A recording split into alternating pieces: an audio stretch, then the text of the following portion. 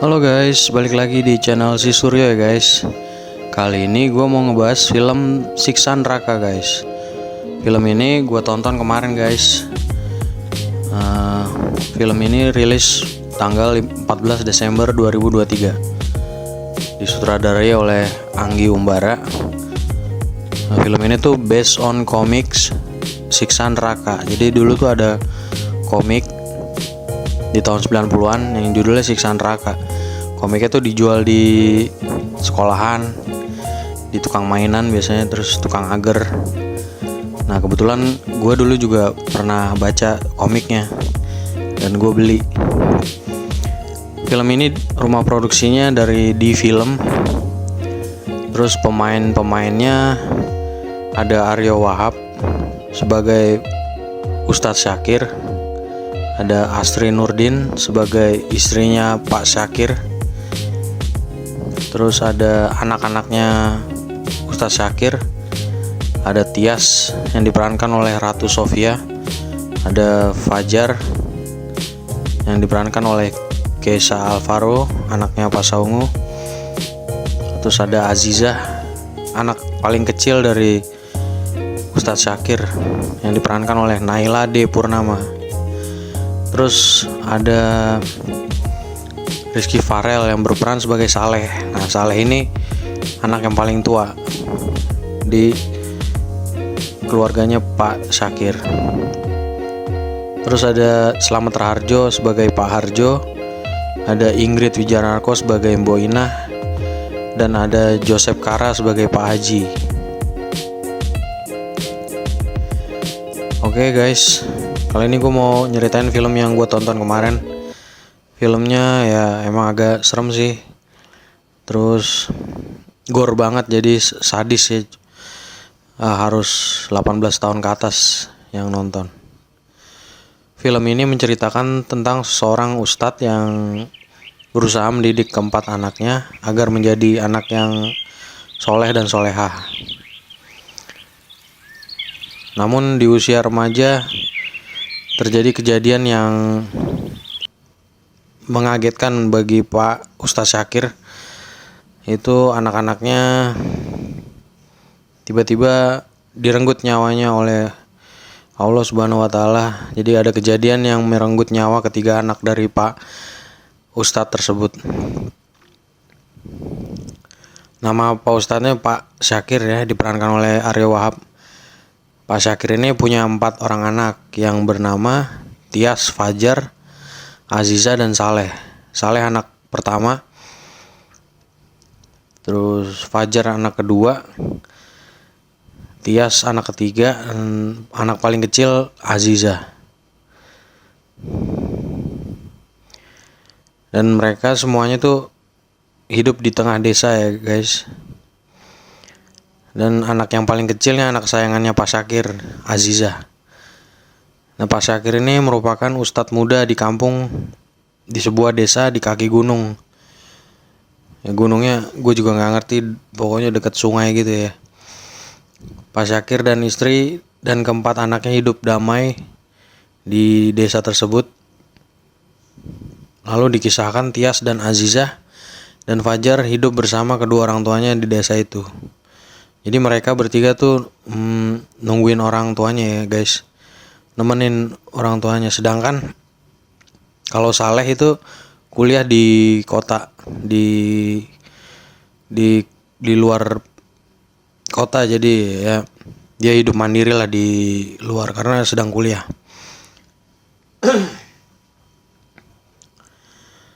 Terus dikisahkan kemudian Saleh pulang ke rumah orang tuanya. Saleh disambut oleh adik-adik dan Pak Syakir dan Tias. Kemudian mereka makan bersama. Nah Tias ini kebetulan kurang bisa belajar matematika ya guys. Jadi dia punya nilai yang jelek. Nah, terus Tias kemudian ketahuan memiliki nilai yang jelek pada mata pelajaran matematika. Dia mendapatkan nilai 15 pada ulangan matematika tersebut. Kemudian Pak Syakir marah, lalu memukul tangan Tias sampai berdarah. Pada suatu ketika keempat anak ini ditinggal pergi sebentar oleh kedua orang tuanya. Ditinggal sama Ustaz Syakir dan istrinya. Ustaz Syakir nih dan istrinya mau melayat Dini. Nah, Dini ini meninggal karena bunuh diri gitu di desa tersebut. Nah, Dini merupakan teman dari Azizah. Nah, Dini meninggal karena difitnah, katanya difitnah oleh si Azizah ini. Jadi Azizah ngefitnah si Dini sampai si Dini stres dan lalu bunuh diri. Tapi nggak diceritain sih fitnah apa yang diucapkan oleh si Azizah.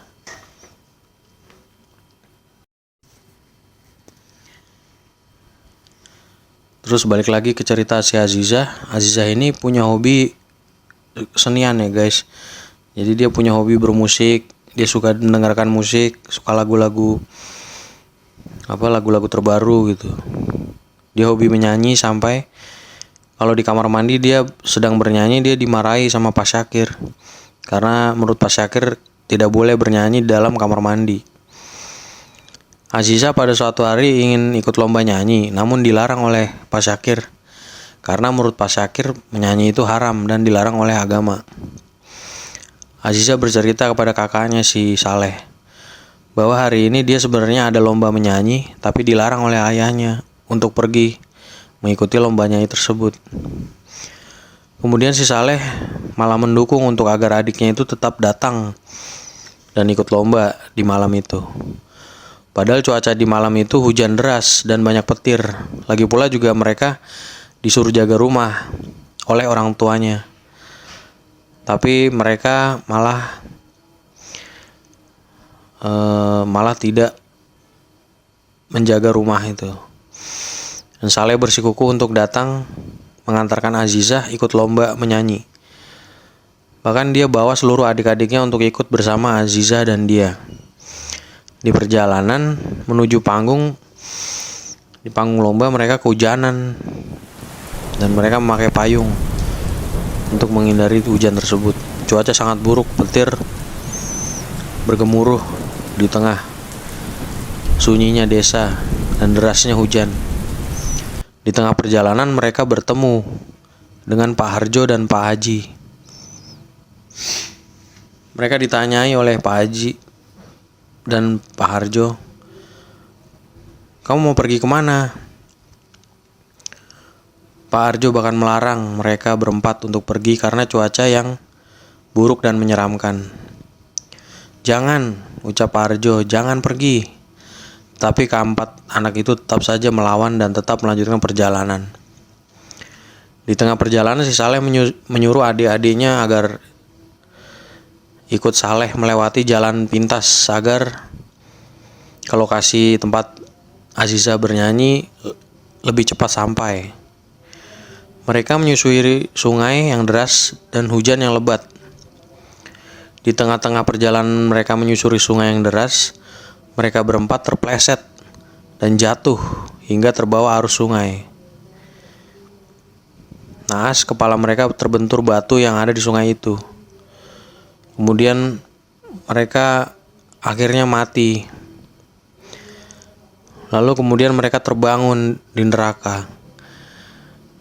Dikisahkan Saleh yang pertama terbangun dan masuk ke dalam neraka. Di neraka si Saleh bingung dan bertanya, "Tempat apa ini?" Dia berteriak. Dia melihat beberapa tengkorak dan gunung lava yang berpendar yang di bawahnya terdapat sungai lava yang mengalir api-api dan cairan panas di dalam neraka itu. Di neraka itu ia melihat beberapa orang diikat tangannya dengan rantai dan borgol, kemudian disiksa dengan peralatan yang menyeramkan. Si Saleh ketakutan. Si Saleh kemudian ditarik lidahnya dan digunting karena ia sering berbohong. Ia pernah berbohong kepada ibunya bahwa ia sudah sholat, padahal belum sholat gitu. Kemudian terlihat juga si Fajar yang kemudian ada di dalam neraka tersebut. si Fajar adiknya Saleh ini mendapat siksaan yang berat juga di dalam neraka. Punggungnya disetrika dengan setrika raksasa karena semasa hidup dia pernah berzina dengan seorang wanita yang merupakan pacarnya sendiri. Saleh juga diceritakan pernah menipu warga desa dengan cara menggalang dana dengan ikut asuransi yang dijanjikan olehnya. Jadi Saleh pernah menipu warga desa dengan cara menyuruh warga desa untuk ikut asuransi yang ia gagas dan ia canangkan gitu. Kemudian Saleh dilempar ke sungai oleh penjaga neraka. Penjaga nerakanya ini dengan pakaian hitam, badannya besar. Lalu dia melempar si Saleh ke dalam sungai neraka yang berisi cairan lava yang bisa membakar hancur badannya. Kemudian badan Saleh akhirnya hancur berkeping-keping di dalam neraka. Kemudian kita balik lagi ke alam dunia. Diceritakan Pak Syakir dan istrinya pulang setelah melayat si Dini tadi dan mendapati rumahnya kosong. Ia berdua kemudian sholat berjamaah. Dan sebelum sholat berjamaah mereka juga bingung kenapa anak-anaknya tidak ada.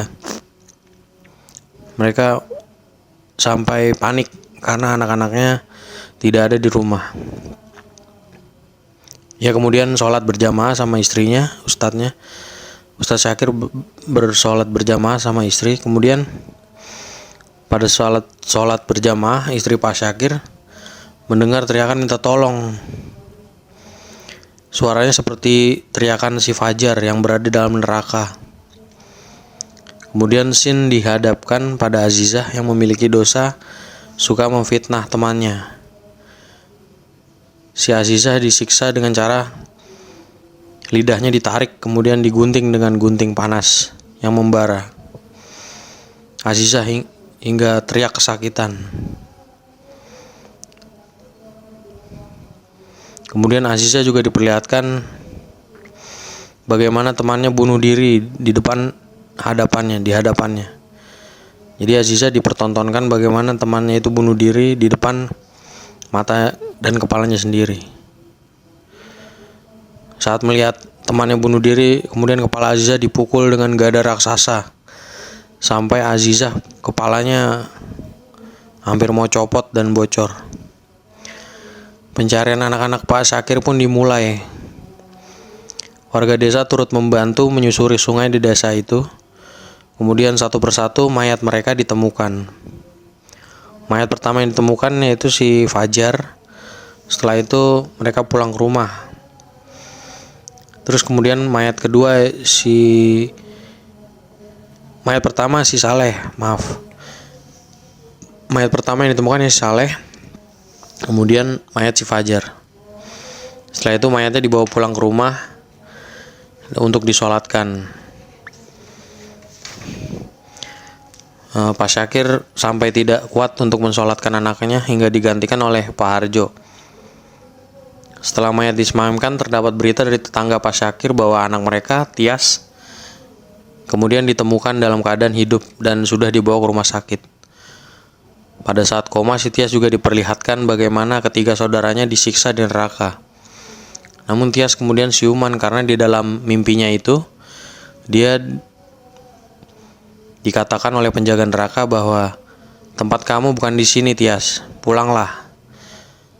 Kemudian si Tias siuman dan hidup kembali di dunia setelah mati suri.